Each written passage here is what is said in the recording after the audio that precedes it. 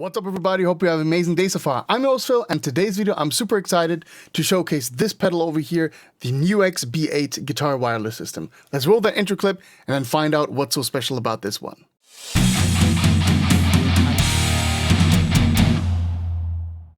Let's face it, guitar cables are the absolute plague of every live performing musician on stage. In my personal opinion, that is at least. I have double duty as a vocalist and a guitar player in my band Tempest, and I cannot use anything less than having like a tangly mess on stage, which I can easily trip over, my bandmates can trip over, we can injure ourselves, break equipment and whatnot. And because of that, I'm a huge advocate for guitar wireless transmission systems. My personal journey on this front has begun with this unit around 7 to 8 years ago. This is the Line 6 G10. This is the first generation of the relay system, and this still to this day works very reliable and has still its spot on my pedal board. And the performance of this little thing was in fact so convincing that my bandmates also went with Line 6 wireless systems. Our bass player is using the G10-2, I believe it is, the Mark II version of this one with the gray housing on the transmitter. And our other guitar player is using the Line 6 G10S. And while the G10-2 is working absolutely fantastic as well, for whatever reason the G10S does not perform up to its price point and up to the expectations which we had. It constantly has dropouts, it does not connect really well, the battery power of the transmitter somehow does not work as well as even my 8-year-old pack over here. It's a weird thing. So our guitar player Simon was on the search for a new wireless set. And this is exactly where the NUX B-8 comes into play. Now, apart from being a really stable and great working wireless transmission system, this also has a ton of features. This is truly a utilitarian masterpiece. Before we dive into all of the feature sets and the performance of this device, I do want to disclose that this is a sponsored video. NUX have reached out to me and asked if I wanted to check out this guitar wireless system in exchange for the review. I said gladly yes, because we were anyways on the search for a new wireless system. I was anyways intrigued by the system back when it was released a few years ago, and this really has some awesome features. Due to the nature of this being a sponsored video, you can take anything what I say with a grain of salt, and you're fair to do so. However, please be rest assured that you will always get my honest thoughts and opinions on stuff which I review. There will be no hiding of shortcomings. NUX knows this, they're absolutely fine with that. To give you an overview of how this video is structured, we're first going to run the unboxing and a time lapse where I'm going to tell you a little bit about the features of this pedal. Then we're going to talk about the qualities which come specific to this pedal in regards of the 2.4 gigahertz technology which it uses. Then afterwards we're going to check the exterior of the pedal, looking at the inputs and the outputs, before we then dive into the actual functionality of the pedal, checking out the performance, looking at how that actually performs as a wireless transmission unit. The NUX B-8 guitar wireless system is much more than simply a wireless guitar system. It can function as well as a tuner and a clean boost, and with its integrated 4 cable loop, the B-8 also serves your pedal board as a buffered junction box, and with its phantom power protected XLR DI out, it offers a worryless, stable XLR connection to the front of house mixing desk, if you choose so. It works based on the 2.4 GHz frequency spectrum, which is free of use worldwide and has some key features to avoid interference within that frequency range. Using intelligent frequency hopping, the B-8 scans the 2.4 GHz band in real time and automatically switches to cleaner channels when the interference is detected, ensuring a stable connection and clear audio throughout performances. The B-8 also has another trick up its sleeve to massively reduce interference. Traditional Wi-Fi systems use channels which are up to 20 to even up to 40 MHz wide. This makes them have huge overlap with other Wi-Fi networks and devices, making them prone to interference. The B-8 narrows its frequency band to 1 MHz, allowing for way more channels to choose from without interference, even in high-density environments with big amounts of 2.4 GHz Wi-Fi networks and devices. The B-8 also offers a 6-level stability settings where the latencies are being promised to be ranging from 2 milliseconds to maximum 8.7 milliseconds, which I actually have tested and can verify. Also, the B-8 offers advanced audio compression and decompression, all of this allowing for absolute stellar sound quality at 48 kHz and 24-bit. Now, when it comes to all of that Wi-Fi stuff, which I was talking about, the intelligent frequency hopping, the narrow bandwidth, that all sounds at first glance like some marketing mumbo jumbo. But me being a networking technology engineer in that regard, I know exactly what they're talking about. So when you're looking at the 2.4 gigahertz frequency spectrum, what you usually will see are 13 different channels, which are each 20 megahertz wide. Now, when you want to have a very stable Wi-Fi, you will usually go ahead and double that bandwidth of your channel, meaning that you're going to reserve 40 megahertz. However, that also means that you're going to have more overlap. Since all of the routers nowadays have like 40 megahertz set basically as their default, that means that there's going to be a lot of overlap between those Wi-Fi networks. And depending on how congested the Wi-Fi area is in which you are moving, you are pretty much out of luck in that regard when you are bound to those 20 megahertz channels, because each and every single channel will somehow be reserved.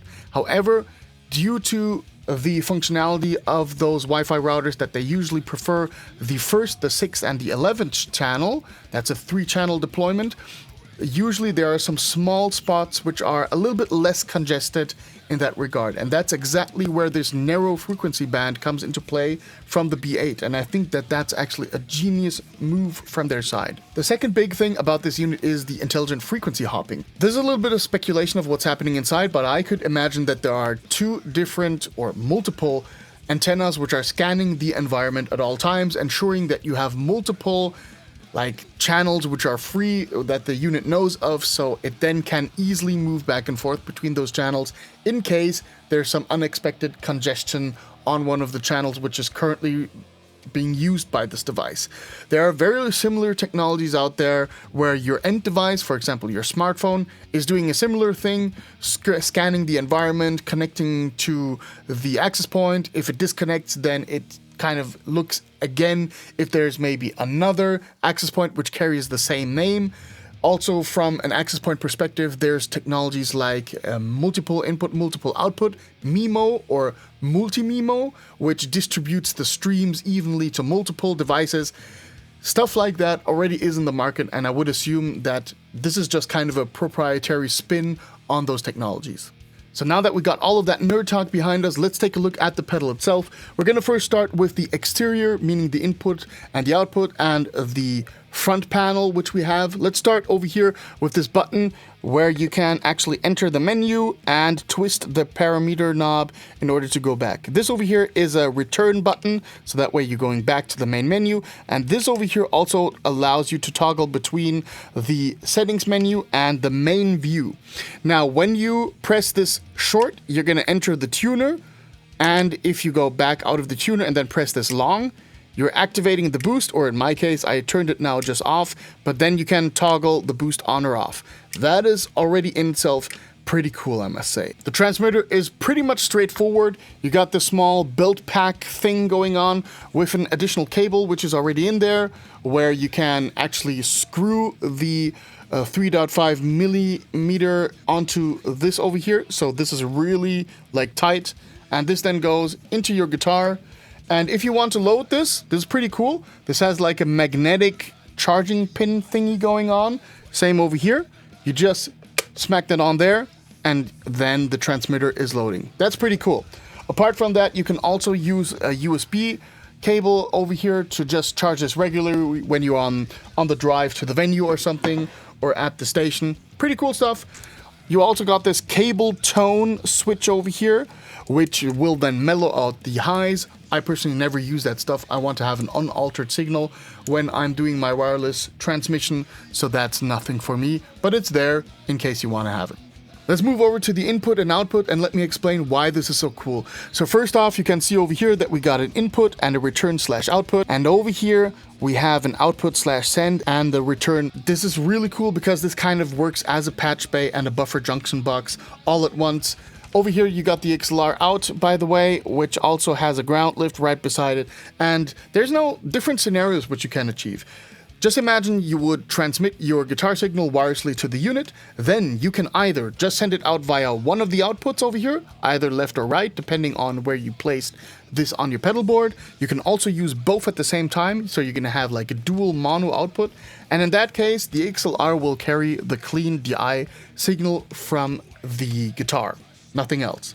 However, if you are using this loop over here, the output and like the send and the return, for example, in order to use your Tonix pedal, your Tonix preamp pedal, then the XLR out will carry the signal which comes from the Tonix pedal, and you will still have another output port over here to go to a power amp, for example.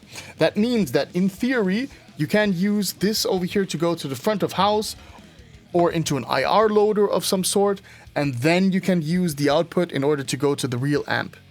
Pretty cool stuff, in my personal opinion. Makes this super flexible, super utilitarian, and kind of an, like centralized hub for your pedal board. Let's check out the pedal itself. We're first going to dive through the menu. What I currently got over here is my guitar is connected to the transmitter, which is laying on the ground. And yeah, over here you can see the pedal, obviously. You can see the battery status of the transmitter, the connection status of the RX to the TX, transmitter to receiver, and then the level when I'm playing.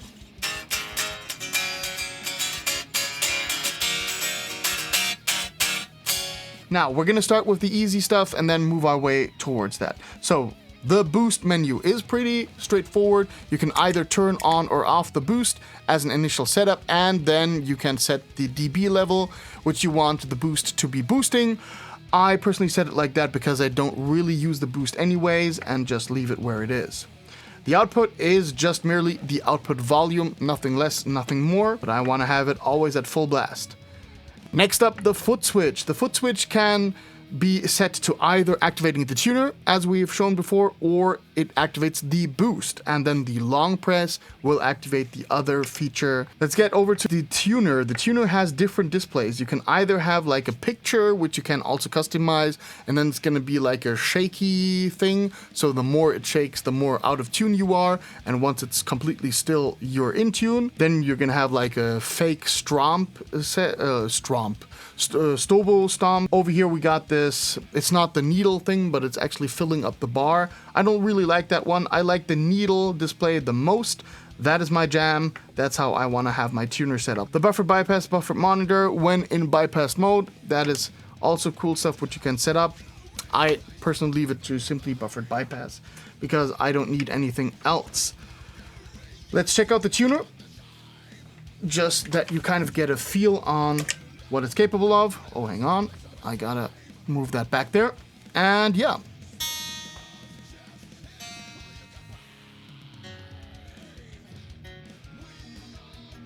What I really like about it is that you can see how many cents it's actually detuned down over here. You can also press this button long, and then you can choose between guitar standard, guitar couple, or I think sweetened tuning, bass, or chromatic. I'm going to use chromatic for the time being. And then pressing again, you can change the reference A between 430 and 450. So if you want to play For Whom the Bell Tolls from Metallica, you're going to do it like that, and then tune your guitar, and then you're good to go. I want to keep it at 440 Hertz because that's a standard setup. TXRX. I think this is the most complicated menu in that regard. Here you can choose a compromise between low latency and stable communication. Now I have to check if there are any like higher implications when setting it to the lowest latency. I personally think that it will just work fine depending on how congested your area is, but it's nice that you have like a feature where you can actually set that compromise to your own liking. In the display menu, you got a few different options over here. Let's go over through them. The home display will allow you to set either this menu or this other menu. Let's go with the menu which we didn't have before, so we can look at that a little bit, and that's this menu. This over here is really genius, display orientation. You can either set it so that it's just working like as if the pedal is set up correctly, but you can also set it so that it's like readable when oriented by 90 degrees left or right rotated. This is really, really awesome because it makes it so flexible and so usable. Yeah, brightness, as the name implies, you can change the brightness depending on your situation. I always go with the maximum brightness. And then over here, the boot up picture.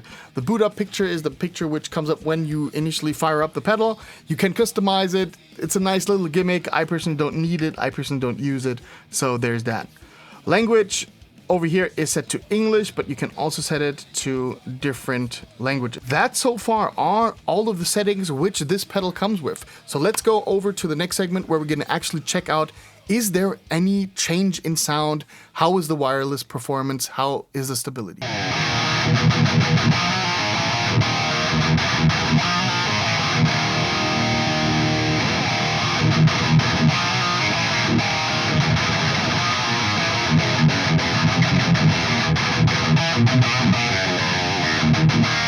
I have to be honest, I personally don't hear any differences. What I really like about this is that the wireless system has unity gain, so it has exactly the same amount of signal as if I would be playing through the cable. I already tested this.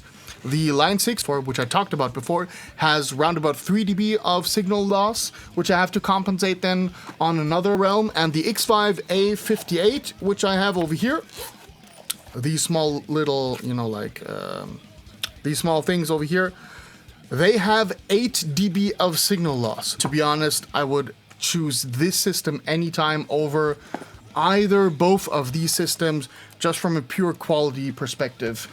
I'm really, really satisfied with the sound quality. All right, I did a few tests here in my apartment.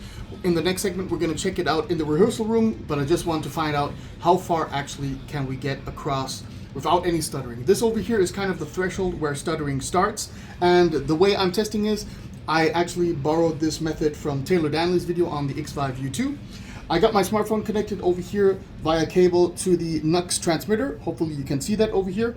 And I'm now gonna press play. That way you're gonna see in the other clip, which I'm gonna put in here, that the level is showing up on the B8 receiver. And we're now gonna actually walk through the apartment, how far that is actually. So just come along and follow me.